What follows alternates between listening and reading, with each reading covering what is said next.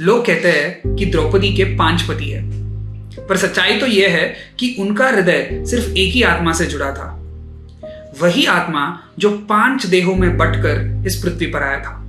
चलिए उसकी कहानी बताता हूं। कभी स्वर्ग के राजा इंद्र अभिमान से भर गए थे, तो उन्होंने क्रोध में आकर त्वष्टा मुनि के पुत्र त्रिशिरा का वध कर दिया। अब वो तो ब्रह्म हत्या था, तो उसी क्षण उनका पूरा तेज लुप्त हो गया।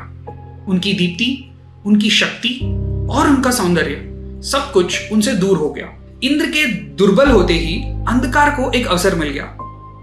दानव मनुष्यों के रूप में धरती पर जन्म लेने लगे।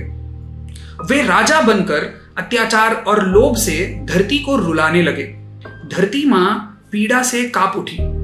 वो देवताओं के पास पहुंची और बोली कि रक्षा करो देवो, अधर्म का ये बोझ अब मेरे से सहा नहीं जा रहा है। सारा देवगण एकत्र हुआ और उन्होंने ये निश्चय किया कि इंद्रदेव को वापस अवतरित होना होगा, लेकिन इस बार 5 रूपों में, जो उनके 5 अलग अलग गुणों को बताता है।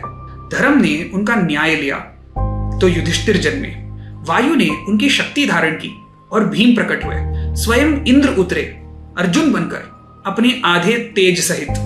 अश्विन कुमारों ने उनका रूप और सौंदर्य लिया, नकुल और सहदेव बनकर। और तब राजा द्रुपद के यज्ञ के अग्नि से जन्मी द्रौपदी स्वयं इंद्र के पत्नी इंद्राणी का मानव रूप थी।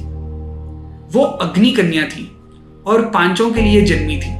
वो 5 पुरुषों के पत्नी नहीं थी, वो तो सिर्फ एक ही आत्मा की संगिनी थी, जो 5 रूपों में बंटकर इस धरती पर आया था। जो हमें बांटा हुआ लगता है वो दिव्यता में हमेशा एक ही होता है।